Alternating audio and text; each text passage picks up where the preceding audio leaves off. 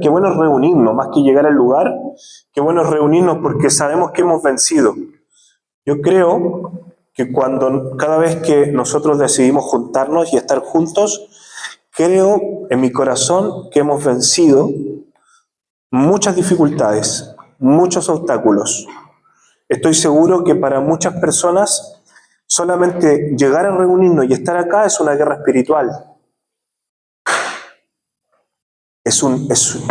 Se levantan obstáculos, ¿cierto? Así que creemos que cada vez que estamos juntos es una bendición. Bueno, la semana pasada, el sábado pasado, vimos Cristo en Efesios. Cristo en Efesios. Esto en el ámbito de la teología se llamaría como la cristología, ¿no? A través de las cartas paulinas, podríamos decirlo así. De cualquier manera, es conocer a la persona de Cristo y eso es maravilloso, iglesia. Cada vez que conocemos un poquito más la persona de Cristo, creo que algo pasa en nuestro corazón y nuestro corazón empieza a arder cada vez más. Cada vez que nosotros conocemos más al Señor y conocemos realmente a este Cristo que no es solamente histórico, no es solamente un Cristo histórico, no es solamente un Cristo que arqueológicamente se da por sentado a través de la ciencia de que hubo un personaje llamado Jesucristo que nació y murió en la cruz, reconocidos por historiadores cristianos y no cristianos, judíos y no judíos, romanos, griegos. Personas han confirmado sobre esta persona hermosa de Jesús. Entonces vimos a Cristo en Efesios. Y una de las cosas más importantes, como para encerrar, como para encerrar el Cristo en Efesios, hoy vamos a ver Cristo en Filipenses, Cristo en Filipenses. Así se llama el título, Cristo en Filipenses. Vamos a ver una pincelada. Sabemos que tendríamos que estar horas y horas leyendo Filipenses y leyéndolo y releyéndolo una vez más para poder descubrir la hermosura de esta persona de Jesucristo a través de Pablo, a través de la mirada de Pablo. Pero Cristo en Efesios nos da una revelación espectacular. ¿Para qué has nacido tú? ¿Y para qué he nacido yo? ¿Alguien se acuerda de ese versículo? Hemos nacido para la gloria de la alabanza de su nombre. Así dice Efesios, según Pablo. Hemos nacido para la alabanza de la gloria de su gracia. Dice, para la gloria de su gracia, y luego lo repite, ¿no? Para la gloria de su nombre. Estuvimos analizando Efesios capítulo 1, ¿cierto? Efesios capítulo 1 y vimos a partir de allí, vimos una pincelada. Ahora, aquí va el dato interesante, es que dentro de las cartas paulinas nosotros encontramos ciertas poesías que el mismo Pablo escribe en medio de una carta. Imagínense estar leyendo una carta y de repente te encuentras con un poema judío, un poema que va a exaltar en este caso a la persona de Cristo, y en Efesios capítulo 1 nos encontramos, a partir de las salutaciones en adelante, nos encontramos con un poema cristológico. Y también, ahora vamos a leer en Filipenses capítulo 2, en Filipenses capítulo 2 vamos a leer también un encuentro poético que va a tener el apóstol Pablo, ¿ya? Y le va a escribir a la carta a las personas que están en Filipos. ¿Ya? Vamos a leer entonces el capítulo 2, del 1 al 11. Del 1 al 11. Lo voy a leer una vez y otra persona, si lo puede leer en una versión más nueva, se lo voy a agradecer. Y dice así: por tanto, si hay alguna consolación en Cristo, si algún consuelo de amor, si alguna comunión del Espíritu, si algún afecto entrañable, si alguna misericordia, completen mi gozo sintiendo lo mismo, teniendo el mismo amor, unánimes, sintiendo una misma cosa. No hagan nada por contienda, por vanagloria. Al contrario, háganlo con humildad y considerando a cada uno a los demás como superiores a sí mismo. No busque cada uno su propio interés, sino cada cual también el de los demás. Y comienza a partir del versículo 5, Pablo, a escribir una poesía. Que haya en ustedes el mismo sentir que hubo en Cristo Jesús, quien siendo en forma de Dios, no estimó el ser igual a Dios como cosa que aferrarse, sino que se despojó a sí mismo y tomó forma de siervo y se hizo semejante a los hombres, y estando en la condición de hombre, se humilló a sí mismo y se hizo obediente hasta la muerte y muerte de cruz. Por lo cual Dios también lo exaltó hasta lo sumo y le dio un nombre que es por sobre todo nombre, para que en el nombre de Jesús se doble toda rodilla.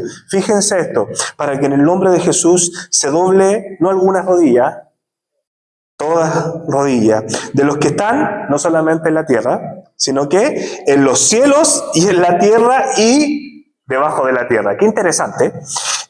Y toda lengua, no algunas lenguas, gente, y toda lengua confiese que Jesucristo es el Señor, para gloria de Dios el Padre.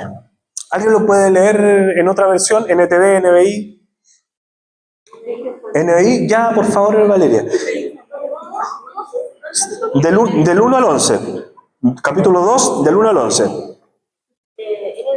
Por tanto, si sienten algún estímulo en su unión con Cristo, algún consuelo en su amor, algún compañerismo en el espíritu, algún aspecto entrañable, tienen la alegría y el mismo parecer, un mismo amor, unidos en alma y pensamiento. No hagan nada por egoísmo o vanidad, más bien con humildad consideren a los demás como superiores a ustedes mismos. Cada uno debe velar no solo por sus propios intereses, sino también por los intereses de los demás. La actitud de ustedes debe ser como la de Cristo Jesús, quien, siendo por naturaleza Dios, no consideró el ser igual a Dios como algo a que aferrarse. Por el contrario, se rebajó voluntariamente, tomando la naturaleza de siervo y haciéndose semejante a los seres humanos, y al manifestarse como hombre, se humilló a sí mismo y se hizo obediente hasta la muerte, y muerte de cruz. Por eso Dios lo exaltó hasta lo sumo y le otorgó el nombre que es sobre todo nombre, para que ante el nombre de Jesús se doble toda rodilla en el cielo y en la tierra. Amén. Y debajo de la tierra, y toda lengua confiese que Jesucristo es el Señor, para gloria de Dios Padre. Amén. Muchas gracias, Vale. Muchas gracias por esta hermosa palabra. ¿A cuántos les gusta? Ahora que lo leyeron, ¿a cuántos les gustó? Solamente por el hecho de leerlo, ¿no? Solamente por el hecho de leer Filipenses capítulo 2 es precioso en sí mismo.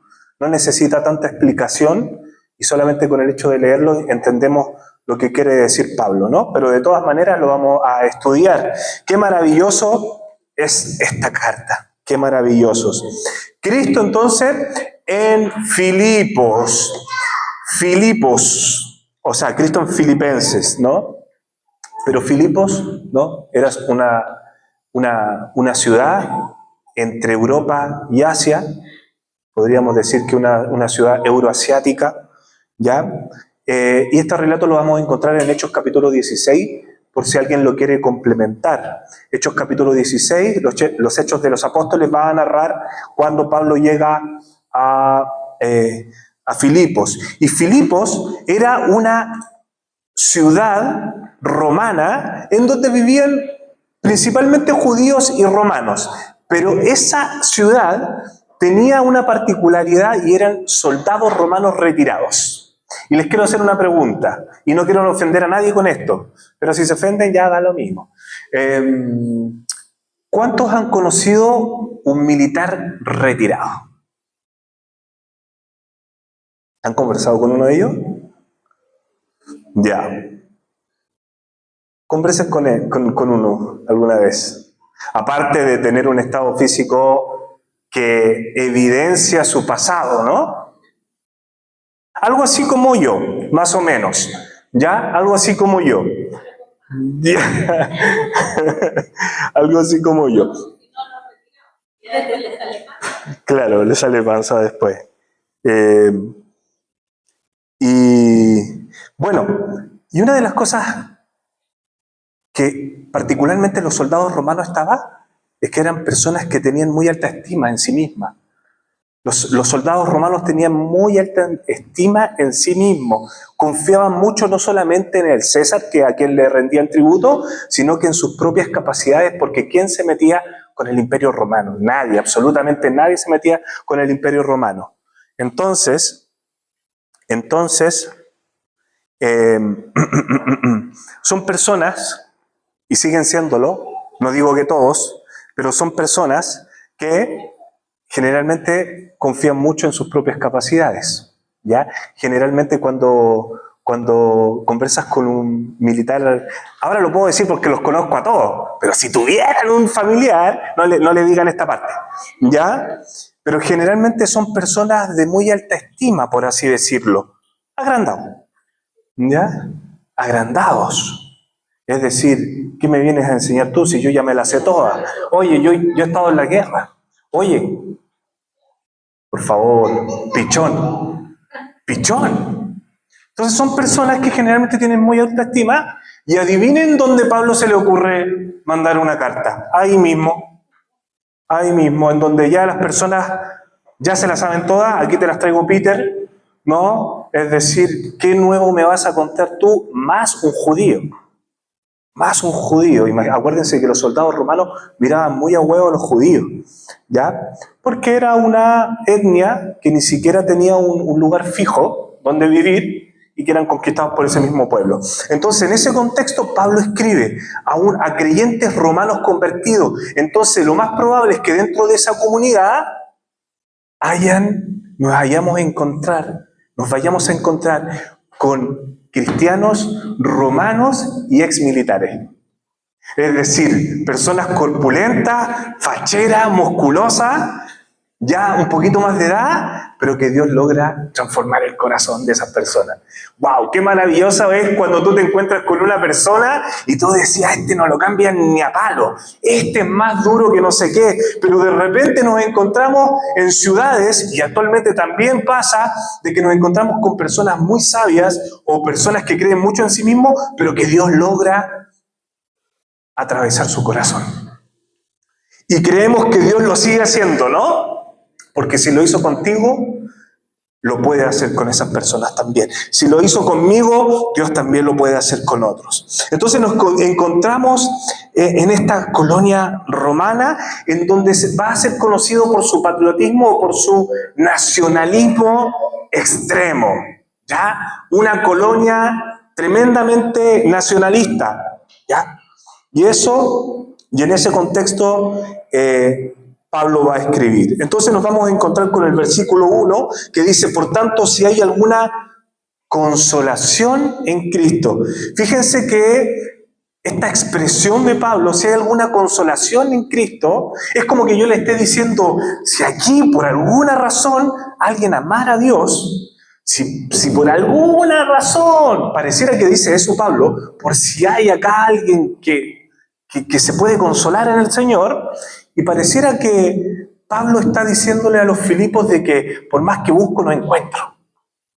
Pareciera que lo dice. Fíjense, por tanto, si hay alguna consolación en Cristo, si algún consuelo de amor hay entre ustedes, si alguna comunión del Espíritu, si algún efecto entrañable, si alguna misericordia, si hay entre nosotros misericordia, si es que pudiéramos buscar entre nosotros y alguien tuviera un poquito de misericordia, completen mi gozo, sintiendo lo mismo que yo. Se me olvidó aclarar un punto, un detallito nomás, un detallito así súper suavecito. Si Pablo no lo hubiese escrito, créame que no pareciera que está en la cárcel escribiendo. Si el apóstol Pablo no hubiera escrito la carta a Filipos, no hubiéramos sabido. ¿Saben por qué? Porque póngase en el lugar de Pablo si usted hubiera escrito una carta. Nosotros hubiéramos sabido al tiro. ¿Viste que algunos cristianos de cristal, como que pasamos ciertas etapas difíciles en nuestras vidas y andamos lamentándonos por la vida, ¿no? Y andamos como que si ya no hubieran victoria en Cristo Jesús. Entonces, me parece interesante no solamente lo que escribe el apóstol Pablo, sino que la actitud con la que escribe. Fíjense que aquí, evidentemente está en la cárcel porque Pablo lo describe. En el capítulo 1 va a decir que está en prisión, ¿ya? Y a partir de allí va a hacer una exégesis de la humillación y el sufrimiento que va a tener Cristo. Y a partir de la humanidad de Cristo.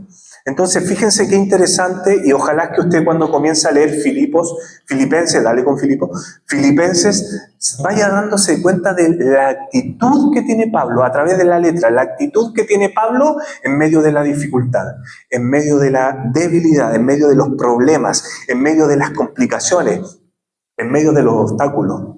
Fíjense que una cárcel romana, generalmente para este tipo de personas como Pablo, ¿ya? En donde no le rendía tributo a César, eran personas que generalmente estos lugares no había luz, porque generalmente eran lugares muy profundos en las cárceles romanas donde estuvo Pablo. Lo más probable es que donde estuvo Pablo ni siquiera tenía luz. Entonces, Pablo a partir de allí le escribe a Filipos, ¿no? Y fíjense que es interesante porque en el capítulo 1 lo único que hace Pablo es dar gracias. Y yo le pregunto a usted, ¿está dando gracias por el tiempo que está viviendo, por la temporada que usted está viviendo? Es paradójico y es tremendamente contradictorio dar gracias. Es como que si nos gustara el dolor de repente. Alguien podría decir, oye, pero a ti te gusta el masoquismo. ¿Cómo vas a dar gracias por una situación que tú estás viviendo, por la temporada que a ti te tocó vivir? Dar gracias. Filipenses capítulo 1, versículo 3. Doy gracias a mi Dios cada vez que me acuerdo de ustedes. En vez de haber dicho, oye, ¿por qué no me vienen a ver? No tienen ni un brillo. Queridos filipenses, no tienen ni un brillo. Hubiéramos escrito nosotros. Ni siquiera se acuerdan de este pobre viejo, que no solamente está pelado, probablemente, sino que también sufre de los regazos de cada latigazo. Probablemente muchas partes fracturadas del apóstol Pablo a esta altura, por los castigos que recibía. Entonces, ¿cuál es la actitud con la que nosotros enfrentamos y vivimos la vida? Acuérdense que Efesios, una de las cosas que hablamos en el libro de Efesios es que la victoria ya está ganada, es que la victoria ya está garantizada, es que por Él y para Él fueron hechas todas las cosas. Entonces, lo que nos puede pasar a nosotros no se compara con la gloria venidera que en nosotros ha de presentarse, dice la palabra, ¿no? Es decir, todo lo que nosotros podamos estar viviendo no se compara con la gloria venidera que en nosotros ha de presentarse. Es decir, los sufrimientos que nosotros hoy sufrimos, los escarnios que hoy sufrimos, no se comparan con vivir en Cristo. Porque fíjense lo que va a decir en el capítulo 1. Sé que estamos analizando el capítulo 2, pero Pablo va a decir una cuestión espectacular. Para mí el vivir es Cristo. ¿Saben? ¿Y el morir? Es ganancia.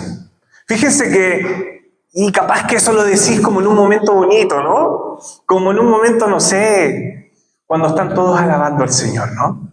Para mí el morir es Cristo. Cuando el Señor te toca en la prédica y tú venías acá y te la llorás y ese es el momento para decir, para mí el vivir es Cristo y el morir es ganancia. Pero Pablo lo dice en una cárcel. Pablo lo dice en una cárcel. Para mí el vivir es Cristo y el morir es ganancia. Capítulo 1, versículo 21. Porque para mí el vivir es Cristo y el morir es ganancia. Pero si el vivir en la carne resulta para mí en beneficio de la obra, no sé entonces qué escoger. Por ambas cosas me encuentro en un dilema, pues tengo el deseo de partir y estar con Cristo, lo cual es muchísimo mejor, pero quedarme en la carne es más necesario por causa de ustedes. Miren qué lindo, ¿ah? ¿Saben que cuando una persona ya se quiere morir estando en Cristo es porque sabe que le queda poco? Porque generalmente, no digo que no nos pase, ¿no? Yo sé que hay... Yo digo que pasamos por momentos en donde nosotros deseamos morirnos. No digo que a los cristianos no nos pase, ¿no? Nos pasa, nos puede pasar. Si no te ha pasado, puede que te pase, ¿no? Pero fíjense el corazón del apóstol Pablo. Para mí me gustaría estar con mi Cristo, pero por causa de ustedes prefiero quedarme. Miren qué maravilloso, ¿no? Entonces eso es espectacular lo que dice el apóstol Pablo. Entonces, por tanto, si hay alguna consolación en Cristo, si hay alguna consolación, ¿no? Si hay alguna consolación en Cristo. ¿Qué significa consolación? Estímulo, aliento, consuelo, palabras de ánimo. Si hay palabras de ánimo entre ustedes, si hay palabras de ánimo, si hay un refuerzo de tu hermano entre el otro, fíjense que hay un llamado a la unidad en el capítulo 2, un llamado a la unidad, y después se va a poner a hablar de Cristo. Entonces, asimilemos dos cosas. No podemos hablar en Cristo, no podemos hablar de Cristo, no podemos estar en Cristo si estamos desunidos. Tú puedes hablar todo lo que quieras de Cristo, pero si no estás unido con el que está al lado tuyo, con tu familia, entonces tú no estás en Cristo. No podemos vivir en Cristo si no estamos unidos, porque somos el cuerpo, ¿no? Entonces, si hay alguna consolación, ¿ya? Si hay alguna consolación, estímulo, aliento, consuelo, si hay algún consuelo de amor, si alguna comunión del Espíritu, la palabra comunión que emplea el apóstol Pablo es koinonía. ¿Alguien lo ha escuchado esa palabra? Koinonía nosotros la usamos mucho. Son de esas palabras en griego que a los canutos se nos quedó pegado. Hagamos koinonía, ¿no? ¿Cierto? Y koinonía significa, fíjense, no solamente hablar y tomarnos un cafecito en el break, sino que significa una comunicación íntima. Koinonía en el griego, comunicación íntima, participación íntima y común en la vida. Entonces tenemos cosas en común en nuestra vida, incluso íntima. Qué interesante ese es el término koinonía. Participación íntima y en común en la vida del Espíritu Santo. Fíjense qué interesante. Entonces parte diciendo así, antes de declarar ese poema, dice si hay alguna comunión, si hay algún estímulo, si hay alguna palabra de ánimo, si hay alguna palabra de aliento, si hay alguna koinonía, una participación íntima entre ustedes, entonces completen mi gozo. Fíjense, Pablo hablando de gozo en la cárcel. Completen mi gozo, sintiendo lo mismo, teniendo el mismo amor, unánimes. Está tan gozoso Pablo, es que de verdad que a mí me escandaliza el gozo de Pablo, me llega a dar rabia. Me llega a dar rabia. ¿Saben por qué? Porque en el capítulo 1 va a decir, gente, hay cristianos que predican la palabra para pelear. ¿Sabían eso? Que en el capítulo 1 dice, hay cristianos que predican la palabra para pelear, para puro agarrarse del moño. Y hay otros que predican por amor. Cual sea el asunto, están predicando la palabra. Se lo estoy parafraseando. Cual sea, ya sea por pelea o por amor, Cristo es glorificado y es predicado. ¿O se tomó un armonil Pablo antes de entrar a la cárcel? ¿Se fumó uno bueno? Porque estaba tan relajado que decía, miren,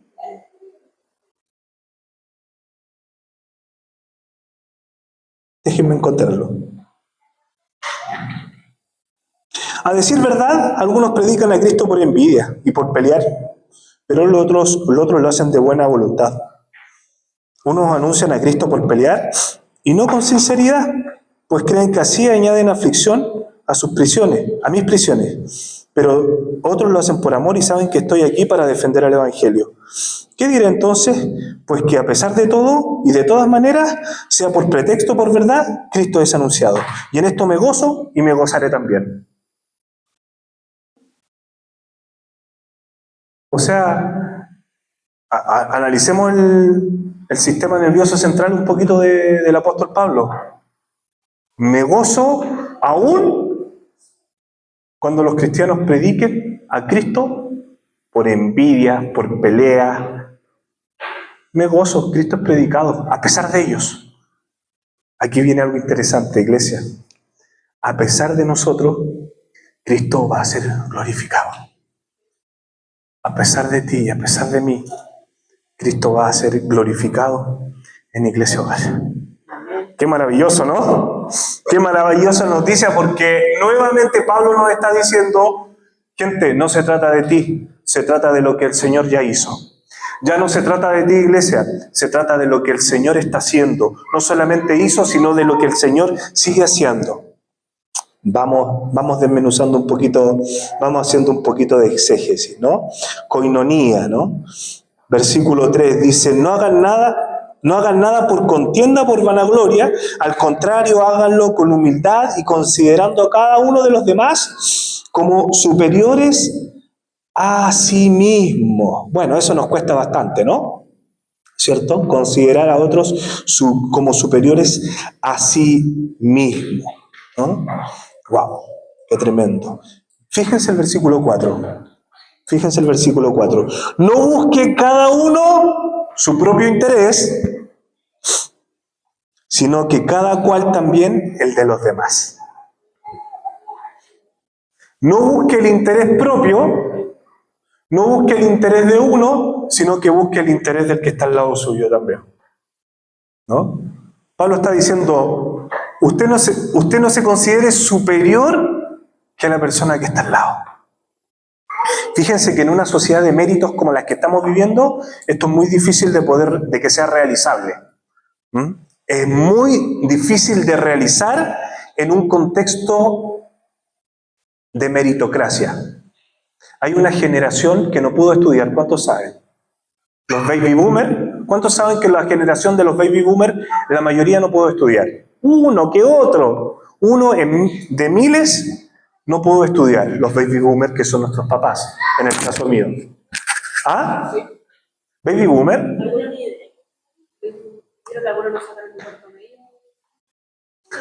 Algunos ni siquiera sacaron cuarto medio, baby boomer. Y de repente nos encontramos nosotros los millennials que alcanzamos a estudiar con crédito CAE, con el crédito que nos venía en el centro, nosotros la agarrábamos y estudiábamos. Y de repente nos encontramos con otra generación, que es la que precede la generación millennial, que son los más jovencitos, y que estudiaron con mucho más facilidades que lo que estudiaron nosotros los millennials, y que estudiaron, y para qué decir los baby boomers, que no alcanzaron a estudiar.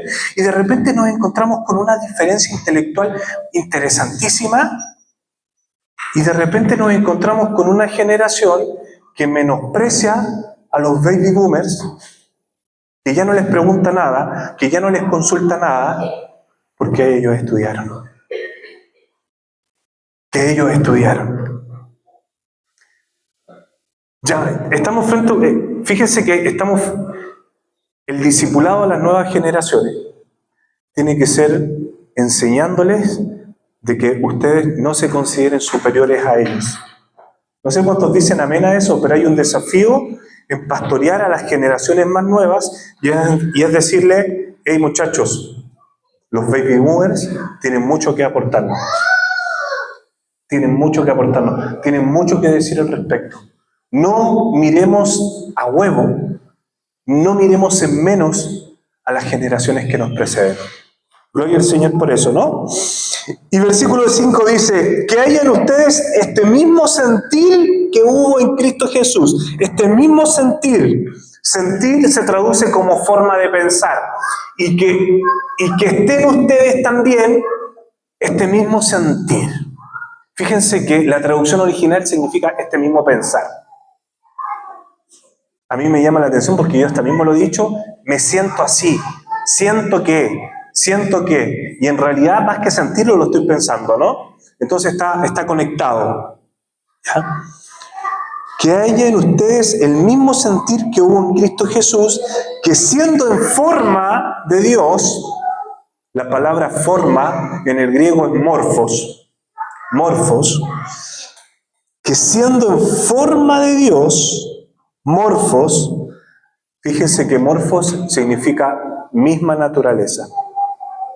La misma naturaleza. Significa la misma condición verdadera. Entonces podríamos traducirlo así. Que haya en ustedes, ¿sí?, el mismo sentir que hubo en Cristo Jesús, que siendo en forma de Dios, eso quiere decir que siendo de la misma naturaleza de Dios, que siendo igual a Dios, que siendo en la misma condición, no estimó el ser igual a Dios como a cosa a que aferrarse, sino que se despojó de sí mismo, sino que se despojó. Aquí hay palabras claves. Morfos, que es tomó forma, ¿ya? Y versículo 7, se despojó a sí mismo, ekenosen, se despojó. Fíjense que la palabra griega que dice se despojó de sí mismo significa vaciarse, completamente, vaciarse. Si lo quieren anotar con K, ekenosen, vaciarse. Pero la pregunta es, ¿por qué el apóstol Pablo dice de que Dios se vació? Sino que se vació de sí mismo, se vació. Y esto no tiene que ver con la divinidad, porque algunas corrientes teológicas dicen que se vació, que en este momento en donde Jesús se vacía y se vuelve carne, ¿no?, pierde su divinidad. ¿Ustedes sabían que había corrientes teológicas que dicen eso? Que cuando Dios se transforma en carne, pierde su divinidad, solamente por el hecho de ser carne. Es una idea platónica, es una idea que entiende el mundo a partir de que el mundo espiritual no puede tener nada que ver con el mundo material. ¿Ya? Platón va a decir el mundo de las ideas, ¿no? El mundo de las ideas no va a tener nada que ver con el mundo material y van a estar en constante pugna, van a estar constantemente chocándose. Y esto las religiones contemporáneas también la van a hacer. Fíjense que la idea del bien y el mal se traduce en todas las religiones. Esta idea platónica no solamente está en el siglo I, sino que hasta a nuestros tiempos, ¿no? Esta idea de que el bien y el mal se odian y no pueden unirse. Lo que pasa es que Jesucristo hizo algo espectacular. La única persona que juntó los dos mundos, 100% Dios y 100% hombre. La única persona que conectó el cielo con la tierra ha sido Jesús de Nazaret, un carpintero de Galilea. Maravilloso. Por eso, desde todo punto de vista histórico y teológico, es complejo analizar la persona de Jesús. Es complejo analizar la persona de Jesús, porque como les digo, muchas personas, a partir desde la llegada de Jesús a la tierra, dicen lo que pasa es que Jesús tuvo que haber hecho algo mal. Lo que pasa es que Jesús tuvo que haberse equivocado. Lo que pasa es que Jesús tuvo que haberse equivocado, porque si estuvo en un cuerpo mortal como el de nosotros, entonces tuvo que haberse equivocado, tuvo que haber pecado. Y a partir de ahí vienen, ¿cierto?, evangelios que son posteriores a los registros históricos que se escriben en el siglo I, siglo IV, siglo V, en donde nos encontramos como el Evangelio de Felipe, ¿no? Y otros evangelios que van a decir de que Jesús efectivamente pecó, se equivocó, ¿no? Entonces, fíjense esto que es interesante. Este Dios se vacía, pero ¿desde qué forma se vacía? Ekenosen, se despojó de sí mismo, se vació, renunció a todos sus privilegios. La forma de vaciarse de vaciarse es renunciar a todos sus privilegios. La otra forma es tomó condición humana. Tomó condición humana, renunció a sus privilegios y se sometió voluntariamente al sufrimiento. Fíjense que yo cuando analizo esto, pienso que Dios, si es que pudiera sumarle, ¿no? Porque a Dios no le puedo sumar, pero siento que Dios es más Dios, hablándolo humanamente, si es que se le puede sumar, si es que a Dios se le puede mirar desde una perspectiva progresiva, así como de crecimiento. Aunque es interesante de que Jesús crecía, dice la palabra, Jesús crecía, ¿no? En estatura, pero también en conocimiento. ¿Se fijan? Entonces, una de las cosas que Jesús también se limitó a aprender, cuando no tenía por qué aprender. Se limitó a aprender. El libro de Hebreos lo va a relatar de manera espectacular. Jesús se limita a crecer. ¿Por qué Dios tiene que crecer? Fíjense que esto en la teología es muy complejo. ¿Cómo un Dios va a crecer? Por eso les digo que desde todo punto de vista teológico, el caso de Jesús es un caso paranormal, es un caso único en su especie. Por eso Juan capítulo 3, versículo 16 va a decir, ¿no?, que Dios ha dado a su único hijo, unigénito en su especie, no solamente que tuvo un hijo, no solamente que Dios engendró un hijo, sino que único en su especie, unigénito, único en su especie. El Señor va a juntar el cielo y la tierra. Fíjense que a mí me encanta cómo va a terminar este poema. Me encanta cómo va a terminar este poema. No me voy a adelantar, vamos por parte. Vamos por parte. Se vació entonces, ¿de qué forma se despojó a sí mismo? Renunciando a sus privilegios. Estando en el cielo, se despojó a sí mismo y vino a la tierra. Tomó condición humana, se limitó. Y ahí podríamos ir hablando mucho más cosas porque se limitó incluso a crecer y a tener que aprender y a someterse a las autoridades. Fíjense, cosas que son detalles, pero se limitó a someterse a las autoridades humanas. Se limitó a ser hijo de María y de José, aún cuando decía la palabra que ellos eran buenos, ¿no? Pero aún así se limitó a ser hijo. Interesante. Se sometió voluntariamente, y yo creo que esto, por eso yo lo decía de esta manera, que para mí es más Dios cuando Dios se hace carne. Para mí Dios es más mi Dios cuando Dios se hace carne. Si Dios no se hubiera hecho carne, no hubiéramos podido llamarle el Dios de nosotros. Porque si no, ¿quién preparaba el camino? De otra forma se los digo, si Dios no se hubiese despojado de sí mismo, entonces, ¿qué hubiera hecho yo? ¿Qué hubiera hecho yo? Yo lo más probable es que hubiera dicho, no se puede, me rindo. Esta cuestión es muy parecida a las mitologías griegas. Sí, claro, los dioses en el Olimpo, pasándolo chancho, con poderes supranaturales. Claro, en el Olimpo cualquiera. Y claro, y los dioses griegos que se cansaban, que tenían relaciones con las mujeres humanas, y ahí salían los semidioses, los hijos de dioses, como Hércules, la mitología de Hércules. Pero Dios se despoja de todo, siéndose humano. Fíjense que en cualquier estudio de las religiones y de los dioses, bajarse al nivel de ser humano es rebajarse. Desde cualquier punto de vista religioso, desde las primeras sociedades, y para qué decir, desde los griegos. Rebajarse a ser un humano, un simple humano, es rebajarse de todas sus formas. Por eso el título que le ponen acá es humillación y exaltación de Cristo, ¿no? Ekenocén, vaciarse.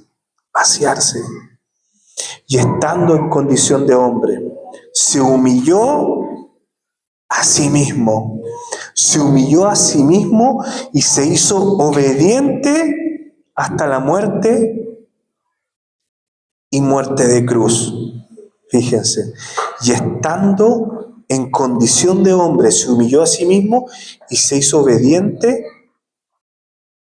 hasta la muerte y muerte de cruz. En el versículo 7 dice que tomó forma de siervo. La palabra original en forma de siervo es doulos. Doulos. Y doulos significa esclavo. No hay ningún otro concepto más que lo aclare mejor que lo que está diciendo el apóstol Pablo es que Dios, siendo Dios, bajó a la tierra y tú dijiste, Señor, te pasaste. Pero espérate un tantito. No solamente se hizo hombre, espérate un poquito. No solamente se hizo hombre, se hizo esclavo.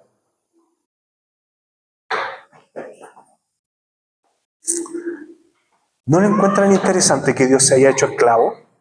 Doulos. ¿Conocen a C.S. Lewis? ¿Las Crónicas de Narnia? ¿Sí? ¿Las Crónicas de Narnia? C.S. Lewis estaba leyendo Filipenses capítulo 2 y escribe lo siguiente: ¿Jesús era un lunático, un loco de remate o era Dios? Pero no vengan a rebajármelo como un simple rabí y maestro, porque ningún rabí en la historia hace y dice lo que hizo el Señor. Si quieres, tómalo como un lunático, como lo hicieron los romanos, porque está bien. Porque las palabras que dijo Jesús, que empleó Jesús, es para haberlo tomado como un loco.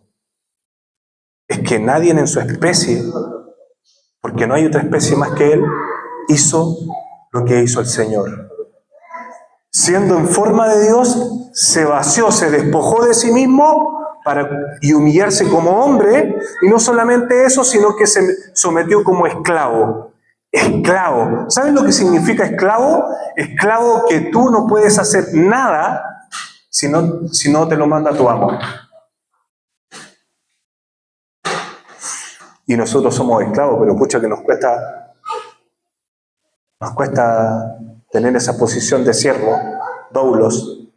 Y fíjense que está tan manoseada la palabra siervo, porque uno dice, ahí viene el siervo de Dios, ¿no? Y como que marca la R, ¿no? Como para ponerle más unción, el siervo de Dios. Y, loco, ahí viene el esclavo.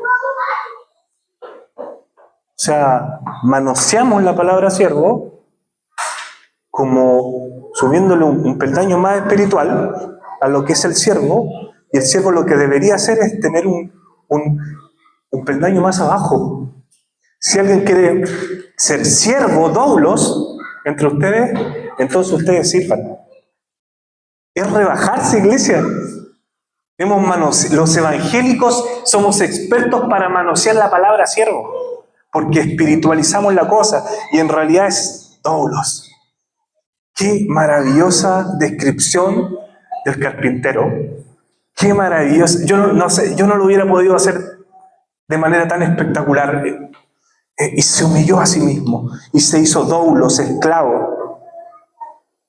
Fíjense, Dios, el Dios de todos los dioses, el Rey de reyes y Señor de señores, ocupando la posición más baja, absolutamente más baja, porque ni los perros son tan esclavos como los esclavos del Imperio Romano. Ni los perros, porque los perros andan libres y mueven la cola. Dios, siendo Dios, se humilló siendo doulos, esclavos. Es decir, Dios tomó la posición más baja de la sociedad por ti. No sé si alguien se alegra por eso, ¿eh? Dios tomando la posición más baja, más humillante, por ti.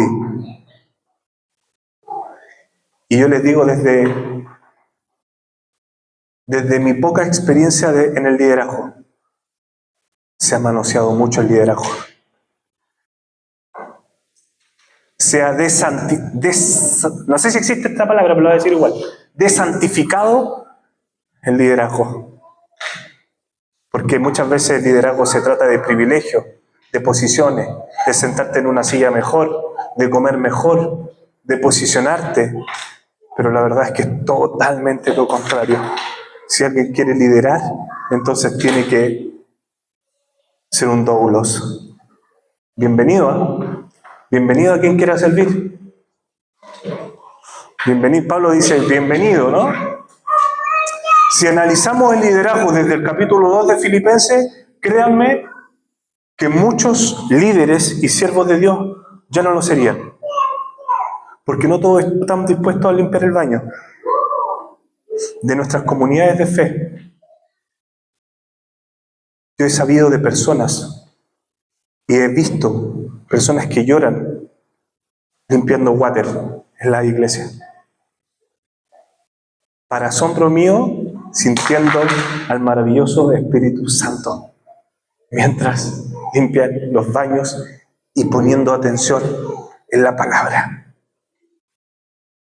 Tiene que haber hambre en nosotros, iglesia. Tiene que haber hambre en nosotros.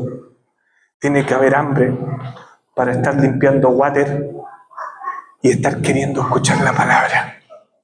Hay que tener hambre para eso, ¿no? Hay que tener hambre. Gloria al Señor. Gloria al Señor. Fíjense que dice el versículo 8, y ya estoy terminando, esa es la típica, ¿cierto? Y estando en condición de hombre se humilló a sí mismo y se es obediente hasta la muerte y muerte de cruz. Quiero decir algo con respecto a la cruz. Yo sé que también la cruz está muy manoseada porque muchas veces tenemos una idea de la cruz muy interesante. Muy interesante. Sé que la cruz nos glorificó, en el buen sentido de la palabra, nos santificó, nos glorificó, pero la cruz en el Imperio Romano estaba en lugares visibles. Y generalmente las personas estaban desnudas. Ustedes saben lo que es estar desnudo en la calle, ¿no? Las personas que están desnudas en la calle o están locas o las desnudas porque son delincuentes y se robaron algo, ¿no? ¿Cuántos han visto eso, no? ¿Cuántos han visto que alguien ha robado y a los cabros, aparte de pegarle, los desnuda? ¿Por qué los desnudan? Porque es una afrenta, es una humillación. Es una humillación estar desnudo frente a la gente, ¿no?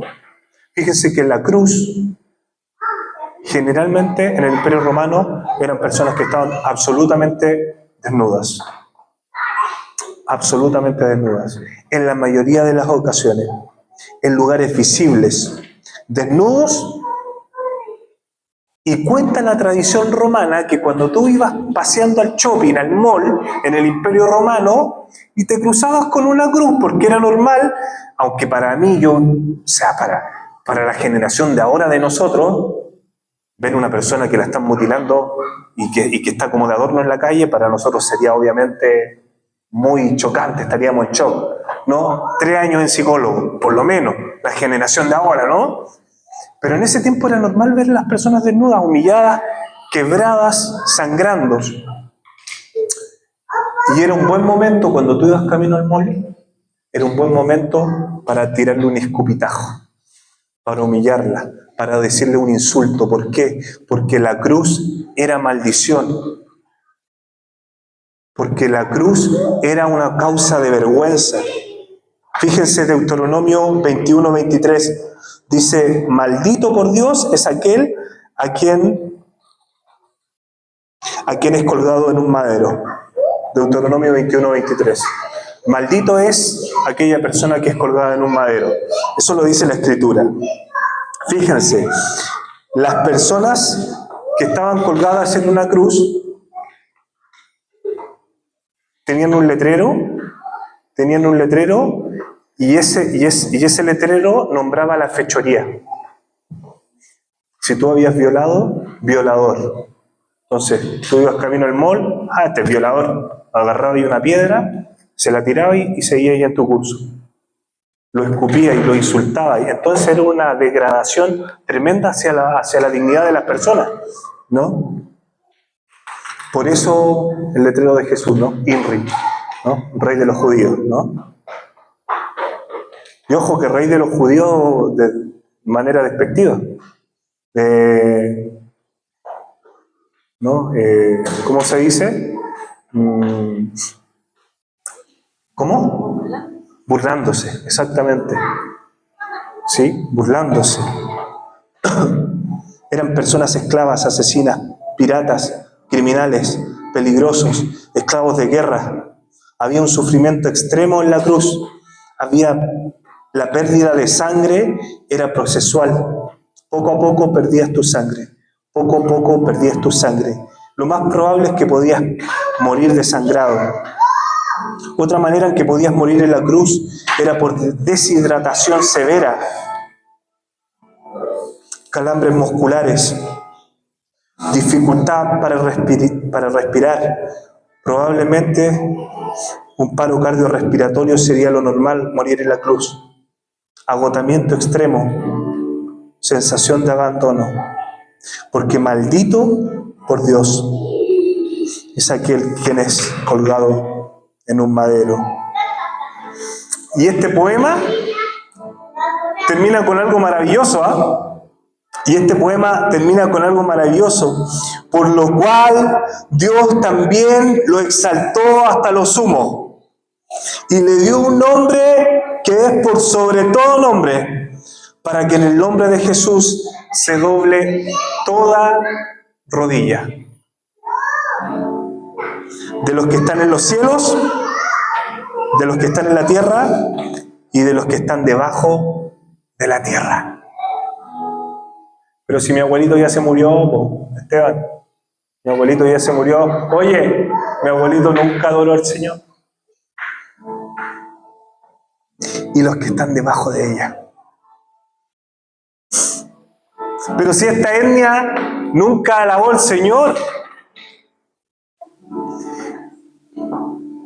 Y el libro de Juan en el Apocalipsis dice, y de repente miré y vi a toda lengua, a toda tribu, a toda nación. No dice alguna, dice incluso a las etnias que ya se extinguieron.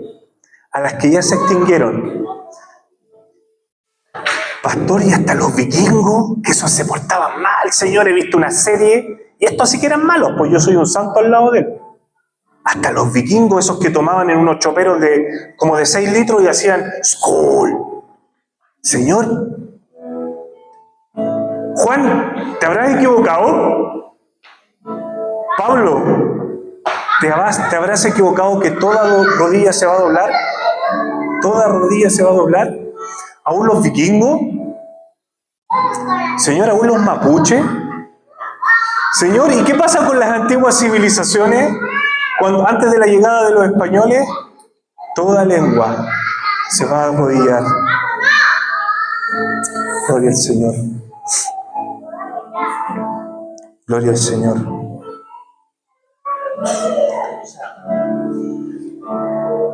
Para asombro suyo y para asombro mía, toda etnia se va a arrodillar, toda lengua se va a arrodillar. Toda lengua va a confesar que Jesucristo es el Señor. Toda rodilla se doblará. ¿Qué tal si nosotros tenemos la oportunidad de arrodillarnos antes, de confesarlos antes de que esto suceda? Dios, te damos muchas gracias, Padre. Creemos en tu palabra. Creemos en la palabra profética más segura. Creemos en que toda lengua te confesará, tarde o temprano, toda lengua te confesará. Creemos que tarde o temprano, Señor, toda rodilla se doblará. Dios, toda rodilla. Esta no es una convicción, Señor, mía y propia, que aunque yo no lo esté viendo, Señor, toda rodilla se doblará en el nombre que es por sobre todo nombre. Te adoramos, Padre. Te adoramos, Señor.